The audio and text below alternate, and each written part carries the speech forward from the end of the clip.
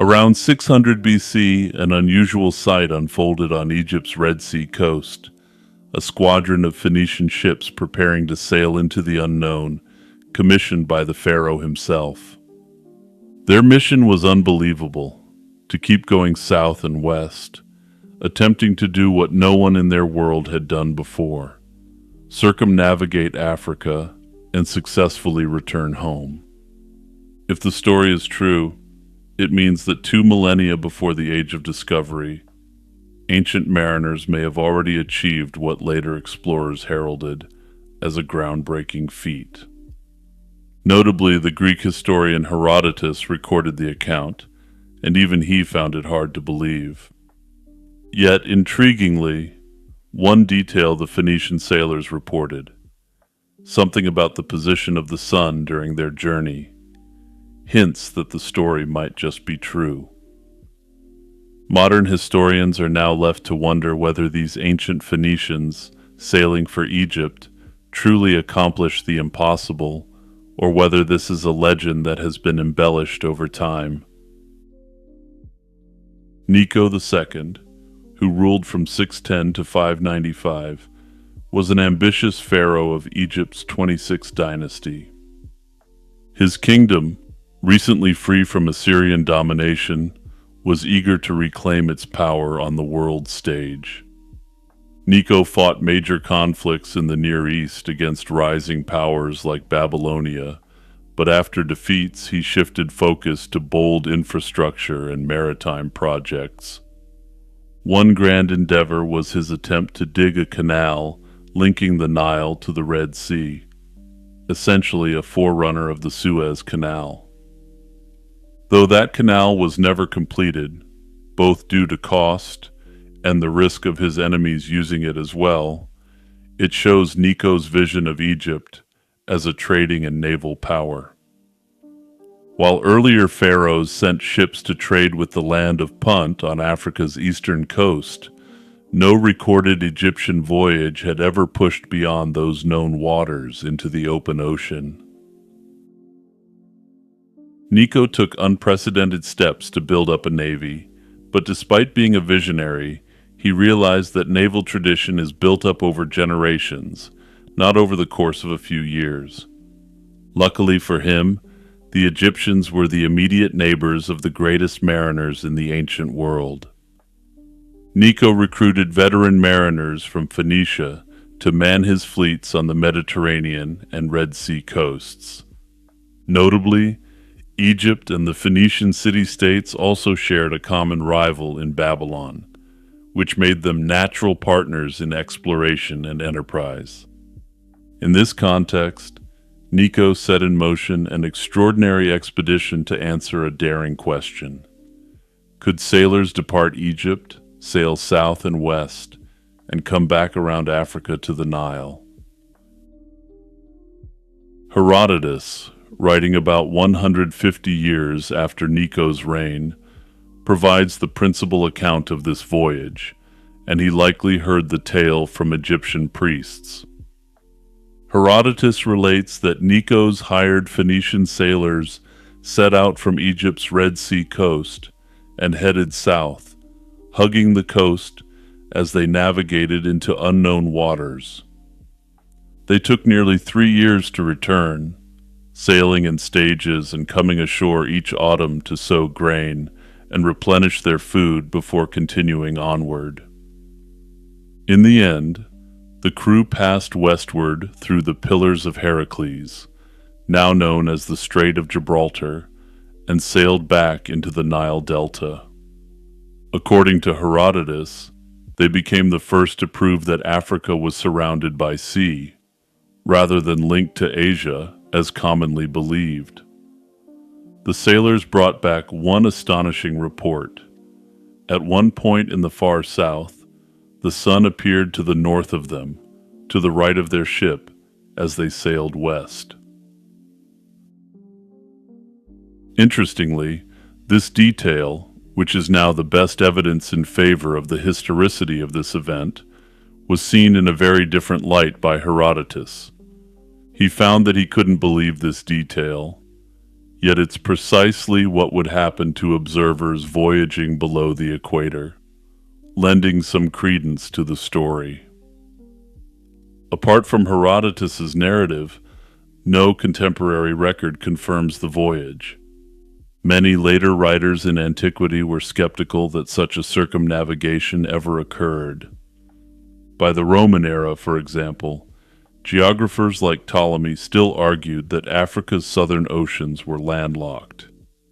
This is a sign that if the Phoenicians did sail around Africa, their feat was not widely believed. Not long after Necho's time, the Carthaginian explorer Hanno voyaged down the African west coast, though his crew went beyond the Gulf of Guinea before turning back. Unlike the voyage sponsored by Necho, Hanno the Navigator, as he's known to history, wrote a first-person account of his journey, which survives till this day in a Greek translation.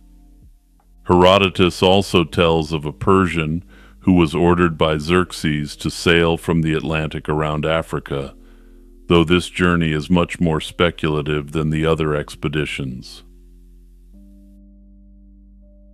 In modern times, historians continue to debate whether this Egyptian-sponsored Phoenician circumnavigation really happened. Many consider Herodotus's report plausible, noting that the Phoenicians retained by Necho certainly had the skills and ships to attempt it. The reported 3-year duration, and that extraordinary sun on the right observation, align with what we now know would occur on a southward journey around Africa. Ancient vessels could ride seasonal winds and currents to slowly make their way around the Cape, and the Phoenicians were adept at long-distance seafaring. On the other hand, some scholars remain skeptical. They emphasize the lack of corroborating evidence and question why Necho would fund a costly voyage of discovery with no obvious immediate payoff. However, historians have also observed that Necho was the sort of visionary ruler who tried to build the Suez Canal more than 2 millennia before it was actually constructed. He may have imagined that this voyage would open up new trade routes that would have brought untold riches to Egypt.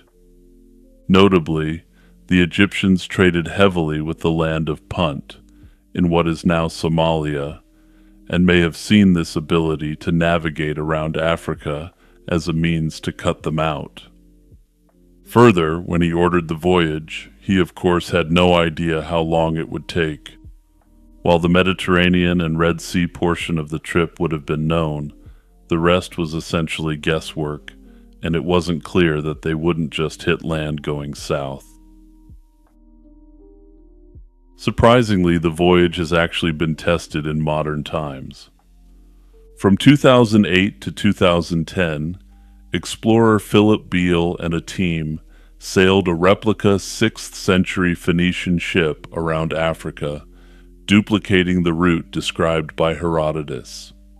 This voyage that took them about 2 years roughly mirrored the ancient timeline, when accounting for the fact they didn't drop anchor to farm new supplies.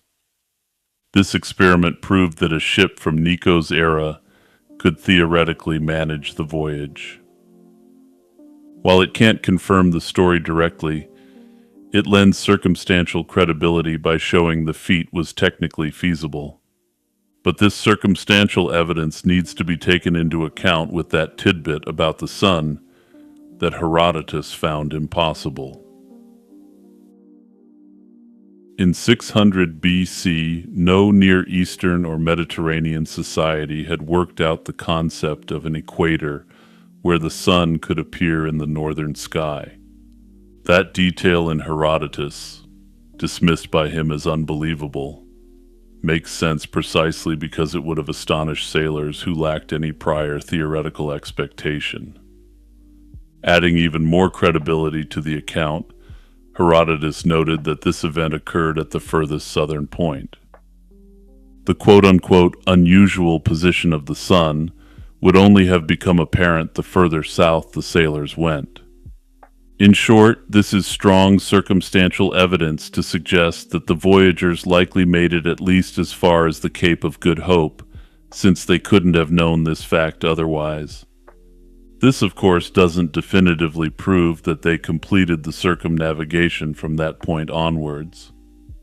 However, if they didn't complete the circumnavigation, it begs the question why the ancient voyage took roughly the same time as the modern reenactment. Whether Pharaoh Necho's African circumnavigation happened or not, the legend has secured a place in the history of exploration. If the voyage was real, it stands as one of humanity's great maritime achievements. It would push back the first known journey around the whole African continent by 2 millennia. It also means the initial credit for pioneering the Cape route belongs not to the Portuguese explorers of the 15th century, but to a band of Phoenician sailors under an Egyptian king. Even if the story was exaggerated or apocryphal, it may have inspired the well-documented epic voyage of Hanno the Navigator about a century later. It may also explain why Hanno's first-hand account of that voyage was secretive in relation to certain details. Perhaps the Carthaginians believed that the Egyptians, with the help of their Phoenician forebearers, may still be interested in the route around Africa. While I previously discussed circumstantial evidence, there's still the potential for definitive proof that the expedition was factual to be found. Herodotus doesn't specify how many ships took part in the voyage, though he does mention that sailors went out in ships, plural. Because of this omission, modern historians can only speculate on how many ships might have been involved. Most tend to assume it was a small expedition of a handful of ships at most. This estimate is based on practical concerns, as a small fleet would have been easier to supply and easier to maneuver along unknown coastlines. Definitive proof of Necho's Phoenician circumnavigation would need artifacts that unambiguously connect 6th century BC Phoenicians to coastlines far beyond the Red Sea and Mediterranean. The strongest candidate would be a Phoenician shipwreck found off southern Africa or on the Atlantic coast.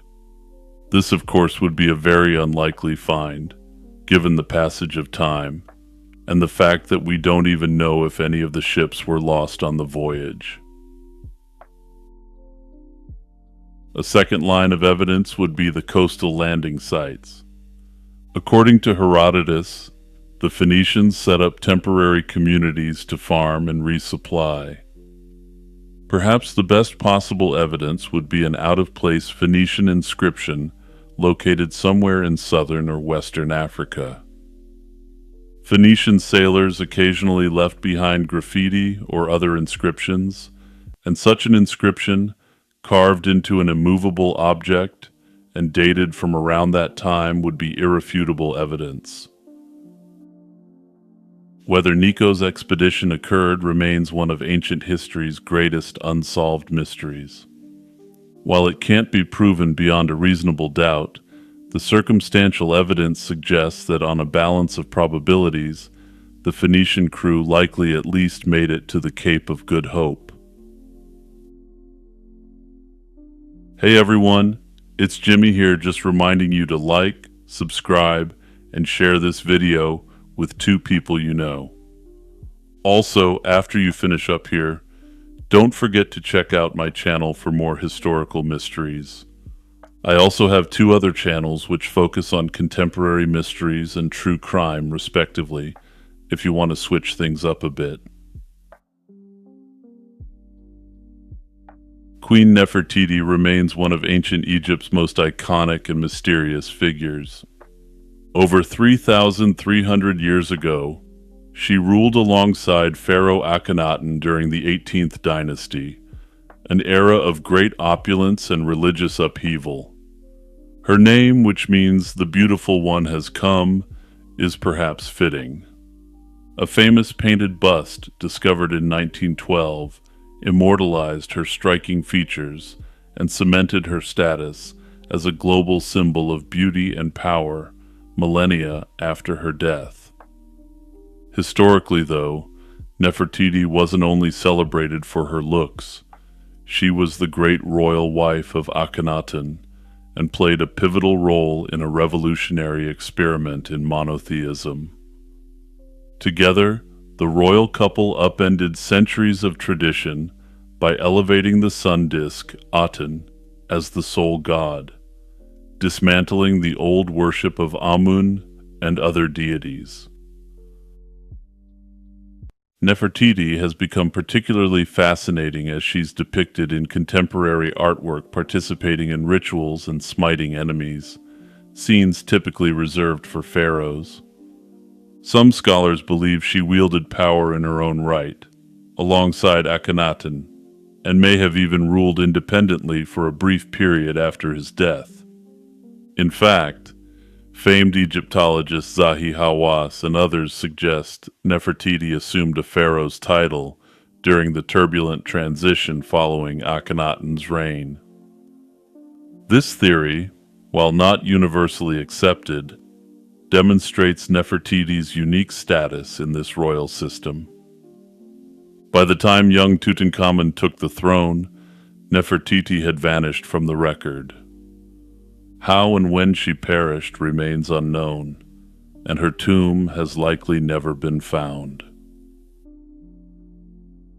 Around the 12th to 14th year of Akhenaten's reign, Nefertiti seemingly fades from history.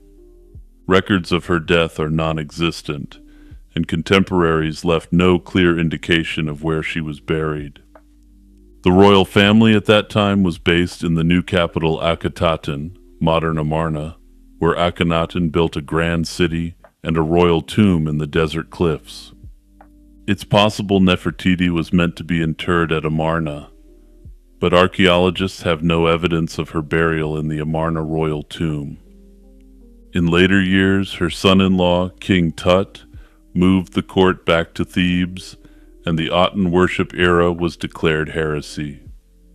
Subsequent pharaohs attempted to erase the entire Aten episode from history. Statues were smashed, and names and images of Akhenaten and Nefertiti were chiseled out, and the heretic queen was virtually wiped from the official record. This systematic erasure was so effective that Nefertiti's legacy lay in obscurity until modern archaeology rediscovered traces of her life. But it also means clues to her death and burial were deliberately obscured. While the mummies of many 18th dynasty royals have been identified, Nefertiti's remains have never been conclusively found. In recent years, one leading hypothesis captured worldwide attention: the idea that Nefertiti's tomb might be hidden within or directly adjacent to King Tut's tomb. This theory was most prominently championed by British Egyptologist Nicholas Reeves. In 2015, Reeves announced that high-resolution laser scans of the tomb walls revealed something fascinating. There were subtle fissures and outlines, suggesting two sealed doorways behind the plastered and painted surfaces. One of these hidden doorways, he proposed, could lead to an unexplored storage chamber, and the other could be the entrance to Nefertiti's lost burial chamber. Reeves pointed out that Tut's tomb is unusually small for a pharaoh and appears to have a layout suitable for a queen's burial. This implied the young king may have been interred in an antechamber of an existing tomb originally made for Nefertiti. He also noted peculiarities in the tomb's artwork. The painted figures on the north wall depict his successor performing funerary rites. He suggested they seem to have been altered from earlier depictions of the pharaoh performing those rites for his predecessor. In other words, Reeves argued that the scene was initially meant to show Tut burying Nefertiti, and only later was it modified to show the next pharaoh burying Tut. The Egyptian Ministry of Antiquities took Reeves's theory seriously enough to authorize a series of investigations. In 2015 and 2016, teams conducted ground-penetrating radar scans inside Tut's tomb to detect voids or passages behind the walls. An initial scan by a Japanese specialist appeared to support the existence of hidden cavities. However, a follow-up scan funded by National Geographic was negative, finding no clear anomalies. To resolve the conflicting results, a third, more comprehensive radar survey was conducted in 2017 and 2018 by independent experts. In the words of one report, the high-confidence conclusion was that no hidden chambers adjacent to Tutankhamun's tomb exist. These findings tempered the excitement, and many archaeologists grew skeptical that Nefertiti lies behind Tut's painted walls. Interestingly, the story didn't end there. In 2020, another twist emerged when a former Egyptian antiquities minister led a high-tech radar survey of the broader area around the tomb. This team detected what appeared to be an unknown corridor and a large chamber a few meters north of the tomb. The discovery was leaked, and it was suggested that there may be a hidden 32-foot wide chamber. As of yet, that subsurface anomaly hasn't been excavated or confirmed to be a tomb, so it remains an intriguing possibility. Meanwhile, Reeves added new evidence to his theory in 2022 by identifying previously overlooked hieroglyphic traces on Tutankhamun's tomb paintings. He claimed that inscriptions naming King Tut were painted over earlier ones that named Nefertiti, implying the space originally belonged to her. The enduring mystery of Nefertiti's tomb has given rise to a range of speculative theories, some more plausible than others. One persistent idea is that Nefertiti was buried at Amarna and later moved. If she died during Akhenaten's reign, she might have originally been interred in the Amarna royal tomb, along with her daughter Meketaten, who died young and was definitely buried there. When Tut abandoned Amarna, loyalists could have taken Nefertiti's remains out and reburied her quietly in Thebes to protect her from desecration. In this scenario, her tomb in Amarna may have been destroyed or left empty. Supporting this, archaeologists at Amarna found fragments of royal coffins and equipment that hint some mummies were relocated. However, no inscription explicitly naming Nefertiti has surfaced there, and so this theory remains circumstantial. Another theory suggests that Nefertiti might have a tomb in the Valley of the Queens, or another part of the Theban hills. As the principal wife of a pharaoh, she could have been buried in a separate royal wife's tomb, rather than the main Valley of the Kings. The Valley of the Queens, where queens of later dynasties were buried, has been explored, but many tombs there were heavily looted. Meanwhile, Zahi Hawass has been actively pursuing a different angle in an attempt to crack this case. Hawass has for years led a project re-examining unidentified mummies from the late 18th dynasty using modern DNA analysis. In particular, 2 mummified women from tomb KV-21 have drawn attention. Located in the Valley of the Kings, KV-21 contained 2 female bodies, designated KV-21A and KV-21B, that were poorly preserved. Preliminary DNA tests a decade ago hinted that KV-21A might be the mother of the 2 infant daughters of Tutankhamun found in his tomb. This suggested KV-21A could be Ankhesenamun, who was Nefertiti's daughter, as well as King Tut's wife. If so, It stands to reason that the other mummy, KV-21b, found alongside her could be Queen Nefertiti herself. Nefertiti was believed to be somewhere around 45 years old when she dropped off the historical record. Interestingly, experts who have analyzed KV-21b concluded that she was about 45 years old at the time of her death. Unfortunately, the DNA sample that was initially taken was too degraded to yield any usable data at the time. In the intervening years, however, scientists have made rapid progress in the ability to analyze DNA from degraded samples. Hawass announced in 2022 that his team had obtained new samples from KV-21b and other remains and would soon be in the position to reveal results. He confidently stated that by comparing the genetic profiles of known mummies, like Akhenaten and other relatives, they expect to name Nefertiti's mummy at last. At present, the results of this testing hasn't been released to the public, and it's unclear if the current samples taken yielded usable DNA evidence. At any rate, if Zahi Hawass is correct, Nefertiti's mummy may already have been discovered, and perhaps the mystery is just awaiting DNA confirmation. That would solve one piece of the puzzle, her physical remains, but not necessarily pinpoint the location of her original tomb.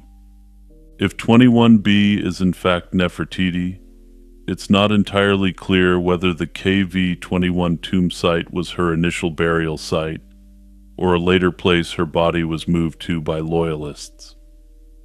The tomb is generally viewed as lacking sufficient grandeur for someone of Nefertiti's status, suggesting that there may be a more significant site that has yet to be discovered.